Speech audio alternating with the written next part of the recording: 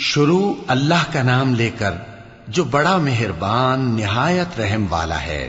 وہ جو نہایت مہربان ہے اسی نے قرآن کی تعلیم فرمائی، اسی نے انسان کو پیدا کیا، اسی نے اس کو بولنا سکھایا۔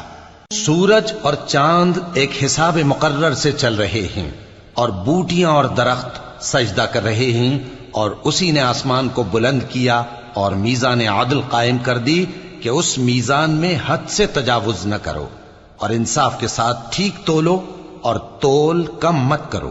اور اسی نے خلقت کے لیے زمین بچھائی، اس میں میوے اور کھجور کے درخت ہیں جن کے خوشوں پر غلاف ہوتے ہیں، اور اناج جس کے ساتھ بھس ہوتا ہے، اور خوشبودار پھول۔ تو اے گروہ جن و انس، تم اپنے پروردگار کی کون کون سی نعمت کو جھٹلاؤ گے؟ اسی نے انسان کو ٹھیکرے کی طرح کھنکھناتی مٹی سے بنایا اور جنات کو آگ کے شعلے سے پیدا کیا، تو تم اپنے پروردگار کی کون کون سی نعمت کو جھٹلاؤ گے؟ وہی دونوں مشرقوں اور دونوں مغربوں کا مالک ہے، تو تم اپنے پروردگار کی کون کون سی نعمت کو جھٹلاؤ گے؟ اسی نے دو دریا رواں کیے جو آپس میں ملتے ہیں، مگر دونوں میں ایک آڑ ہے کہ اس سے تجاوز نہیں کر سکتے، تو تم اپنے پروردگار کی کون کون سی نعمت کو جھٹلاؤ گے؟ ان دونوں دریاؤں سے موتی اور مونگے نکلتے ہیں، تو تم اپنے پروردگار کی کون کون سی نعمت کو جھٹلاؤ گے؟ اور جہاز بھی اسی کے ہیں جو سمندر میں پہاڑوں کی طرح اونچے کھڑے ہوتے ہیں، تو تم اپنے پروردگار کی کون کون سی نعمت کو جھٹلاؤ گے؟ جو مخلوق زمین پر ہے سب کو فنا ہونا ہے، اور تمہارے پروردگار ہی کی ذات جو صاحب جلال و کرم ہے باقی رہے گی۔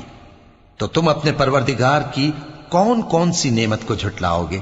آسمان اور زمین میں جتنے لوگ ہیں سب اسی سے مانگتے ہیں، وہ ہر روز کسی نہ کسی کام میں ہوتا ہے، تو تم اپنے پروردگار کی کون کون سی نعمت کو جھٹلاؤ گے؟ اے دونوں جماعتوں، ہم ان قریب تمہاری طرف متوجہ ہوتے ہیں، تو تم اپنے پروردگار کی کون کون سی نعمت کو جھٹلاؤ گے؟ اے گروہ جن و انس، اگر تمہیں قدرت ہو کہ آسمان اور زمین کے کناروں سے نکل جاؤ تو نکل جاؤ، اور زور کے سوا تو تم نکل سکنے ہی کہ نہیں، تو تم اپنے پروردگار کی کون کون سی نعمت کو جھٹلاؤ گے؟ تم پر آگ کے شعلے صاف اور دھواں ملے چھوڑ دیے جائیں گے، تو پھر تم ان کا مقابلہ نہ کر سکو گے، تو تم اپنے پروردگار کی کون کون سی نعمت کو جھٹلاؤ گے؟ پھر جب آسمان پھٹ کر تیل کی تلچھٹ کی طرح گلابی ہو جائے گا تو وہ کیسا ہولناک دن ہوگا، تو تم اپنے پروردگار کی کون کون سی نعمت کو جھٹلاؤ گے؟ تو اس روز نہ تو کسی انسان سے اس کے گناہوں کے بارے میں پرسش کی جائے گی اور نہ کسی جن سے، تو تم اپنے پروردگار کی کون کون سی نعمت کو جھٹلاؤ گے؟ گناہگار اپنے چہرے ہی سے پہچان لیے جائیں گے، تو پیشانی کے بالوں اور پاؤں سے پکڑ لیے جائیں گے، تو تم اپنے پروردگار کی کون کون سی نعمت کو جھٹلاؤ گے؟ یہی وہ جہنم ہے جسے گناہگار لوگ جھٹلاتے تھے، وہ دوزخ اور کھولتے ہوئے گرم پانی کے درمیان گھومتے پھریں گے، تو تم اپنے پروردگار کی کون کون سی نعمت کو جھٹلاؤ گے؟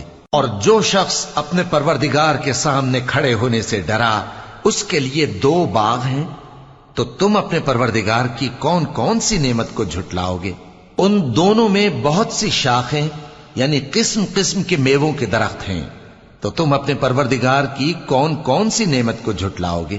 ان میں دو چشمے بہ رہے ہیں، تو تم اپنے پروردگار کی کون کون سی نعمت کو جھٹلاؤ گے؟